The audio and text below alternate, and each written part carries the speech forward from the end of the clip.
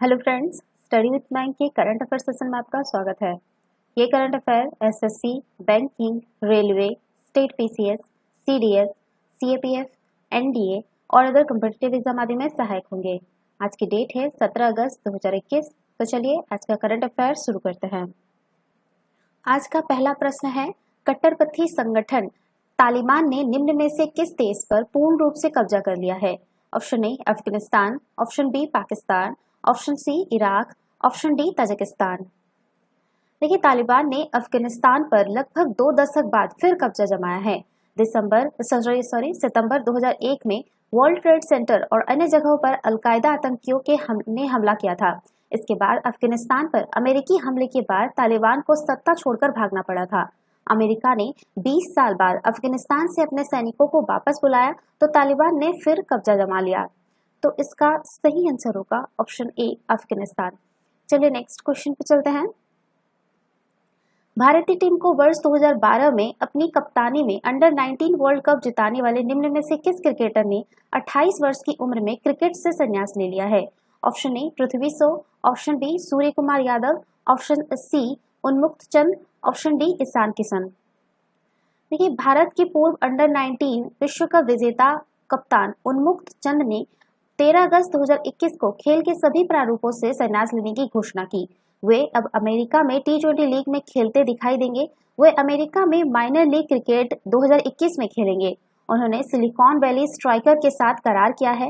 वो Indian premiere league में खेल चुके हैं। Minor league cricketer championship America का राष्ट्रीय टी20 क्रिकेट टूर्नामेंट है।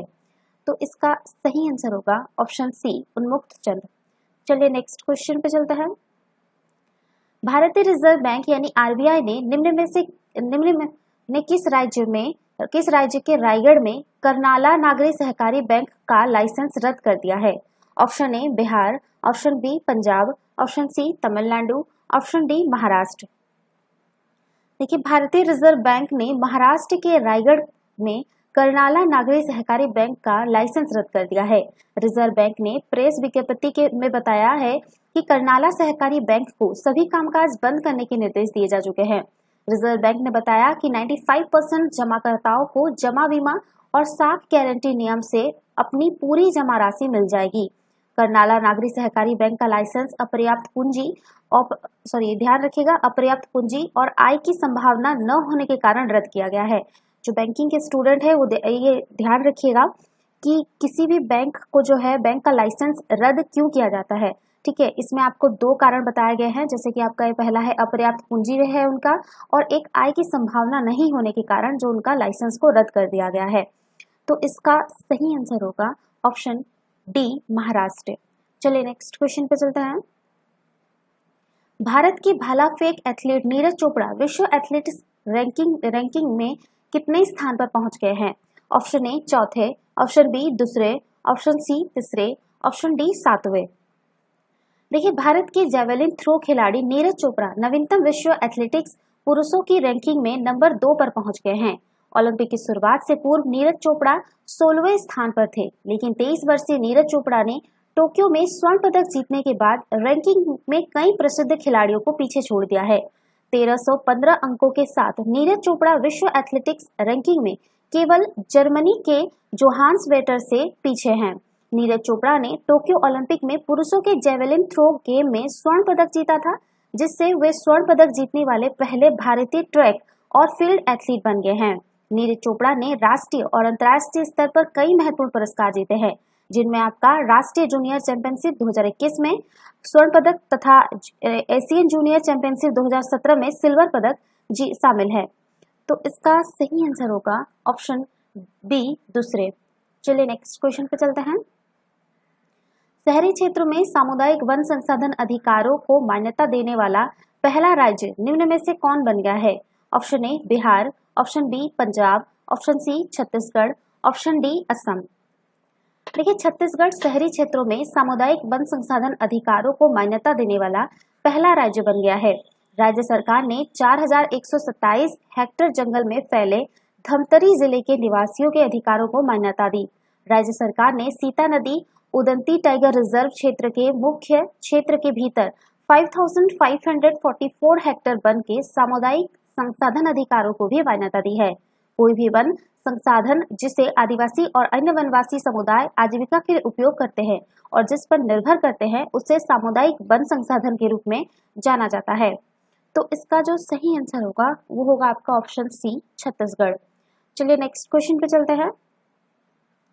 हाल ही में भारत सरकार ने प्रतिवर्ष किस तारीख को विभाजन विशिविका स्मृति दिवस के रूप में आयोजित करने की घोषणा की है? ऑप्शन ए 10 अगस्त, ऑप्शन बी 12 अगस्त, ऑप्शन सी 14 अगस्त, ऑप्शन डी 25 अगस्त। देखिए, हाल ही में भारत सरकार ने प्रतिवर्ष 14 अगस्त को विभाजन विशिविका स्मृति दिवस के रूप में आयोजित करने की घोषणा की है। इसके आयोजन का उद्देश्य विभाजन के दौरान आम जनमानस द्वारा झेले गए दर्द और पीड़ा को याद करना है। अगस्त 1947 में जब अंततः ब्रिटिश शासकों ने भारत छोड़ा तो देश को 2 स्वतंत्र राष्ट्रीय राज्यों में विभाजित कर दिया गया, जिसका नाम था भारत और पाकिस्तान। तो इसका सही आंसर होगा ऑप्शन सी, 14 अगस्त। चलिए नेक्स्ट क्वेश्चन पे चलते हैं। हाल ही में प्रधानमंत्री ने वीडियो कॉन्फ्रेंसिंग के माध्यम से किस राज्य में निवेशक शिखर सम्मेलन को संबोधित करते हुए वाहन स्क्रैपिंग नीति का शुभारंभ किया है? Option A Punjab, option B Gujarat, option C Delhi, option D Assam. देखिए, हाल ही में प्रधानमंत्री ने वीडियो कॉन्फ्रेंसिंग के माध्यम से गुजरात के निवेशक शिखर सम्मेलन को संबोधित करते हुए वाहन स्क्रैपिंग नीति का शुभारंभ किया है। शिखर सम्मेलन के आयोजन का उद्देश्य वाहन स्क्रैपिंग नीति के तहत वाहन स्क्रैपिंग बुनियादी ढांचे की स्थापना के लिए निवेश को प्रोत्साहित करना है। इस नीति के तहत 51 लाख हल्की मोटर वाहन शामिल होने का अनुमान है जो 20 वर्ष से अधिक पुराने हैं और अन्य 34 लाख LMV 15 वर्ष से अधिक पुराने हैं। तो इसका सही आंसर होगा ऑप्शन बी, गुजरात। चलिए नेक्स्ट क्वेश्चन पे चलते हैं। हाल ही में कौन से राज्य ने स्थानीय तौर पर गरुड़ के रूप से जाना जाने वाले ग्रेटर एडजुटेड स्ट्रोक को GPS ट्रैकर्स के साथ टैग करने का निर्णय लिया है? Option A Maharashtra, option B Rajasthan, option C Assam, option D Bihar. देखिए, हाल ही में बिहार ने स्थानीय तौर पर गरुड़ के रूप से जाना जाने वाले ग्रेटर एडजुटेड स्ट्रोक को GPS ट्रैकर्स के साथ टैग करने का निर्णय लिया है ताकि उनके संरक्षण के प्रयासों के तहत उनकी निगरानी की जा सके। ग्रेटर एडजुटेड स्ट्रोक सिकोनिडे परिवार का सदस्य है। परिवार में लगभग 20 प्रजातियां हैं। ये लंबे गर्दन वाले बड़े पक्षी हैं। दक्षिण पूर्व एशिया में पाए जाने वाला ग्रेटर एडजुटेड विश्व में सारस की सर्वाधिक संकटग्रस्त प्रजाति में शामिल है। इसके केवल 3 ज्ञात प्रजनन स्थल है। इसमें आपका पहला कंबोडिया और दूसरा जो है आपका दोनों ही भारत में है, आपका असम राज्य में और बिहार राज्य में।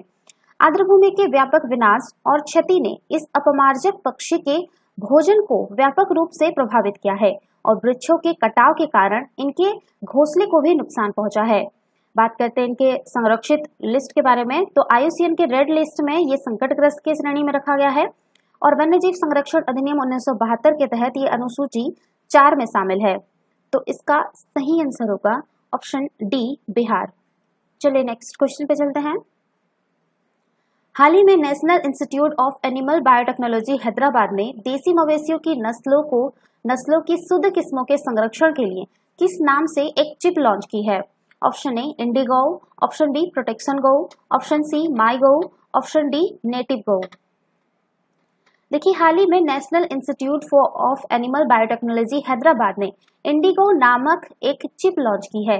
यह गिर, कॉन्करेज, साहिवाल, ओंगल जैसी देसी मवेशियों की नस्लों की शुद्ध किस्मों के संरक्षण के लिए भारत की पहली केटल जीनोमिक चिप है। NIAB विज्ञान और प्रौद्योगिकी मंत्रालय के जैव प्रौद्योगिकी विभाग की एक भारतीय स्वायत्त अनुसंधान प्रतिष्ठान है। इंडिगो पूरी तरह से स्वदेशी है और विश्व की सबसे बड़ी मवेशी चिप है। यह चिप बेहतर चरित्रों के साथ हमारी अपनी नस्लों के संरक्षण के लक्ष्य को प्राप्त करने और वर्ष 2022 तक किसानों की आय को दोगुना करने की दिशा में मदद करेगी। इस चिप का निर्माण राष्ट्रीय गोकुल मिशन के अनुरूप है और आत्मनिर्भर भारत का एक बेहतरीन उदाहरण है। इसके अलावा चिप समाज के सभी वर्गों के ईज ऑफ लिविंग के लिए वैज्ञानिक नाम और नवाचारों के अनुप्रयोग का उदाहरण है। तो इसका सही आंसर होगा ऑप्शन ए, इंडिगो। चलिए नेक्स्ट क्वेश्चन पे चलते हैं। भारत सरकार ने हाल ही में वर्ष 2018 के लिए प्रधानमंत्री श्रम पुरस्कार कितने कर्मचारियों को देने की घोषणा की है? Option A 65, option B 69, option C 62, option D 63। देखिए, भारत सरकार ने हाल ही में वर्ष 2018 के लिए प्रधानमंत्री श्रम पुरस्कारों की घोषणा की है। ये पुरस्कार केंद्र और राज्य सरकारों के विभागीय उपक्रमों और सार्वजनिक क्षेत्र के उपक्रमों तथा 500 या उससे अधिक लोगों को रोजगार देने वाली निजी क्षेत्र की इकाइयों में कार्यरत 69 श्रमिकों को प्रदान किए जाने हैं। वर्ष 1985 में स्थापित ये पुरस्कार श्रम एवं रोजगार मंत्रालय द्वारा प्रदान किए जाते हैं। ये पुरस्कार श्रमिकों को उनके विशिष्ट प्रदर्शन, नवीन क्षमताओं, उत्पादकता के क्षेत्र में उत्कृष्ट योगदान और असाधारण साहस व बुद्धिमत्ता का प्रदर्शन करने हेतु प्रदान किए जाते हैं। कुल पुरस्कार विजेताओं में से 49 कर्मचारी सार्वजनिक क्षेत्र के हैं, जबकि 20 कर्मचारी निजी क्षेत्र से हैं। पुरस्कार पाने वालों में से 8 जो है वो महिला कार्यकर्ता भी शामिल हैं। तो इसका सही आंसर होगा ऑप्शन बी 69। तो ये थे आज के करंट अफेयर। वीडियो पसंद आए तो लाइक, शेयर और कमेंट करना ना भूलें। साथ ही साथ चैनल को सब्सक्राइब करना ना भूलें। Thanks for watching. Have a nice day. Take care.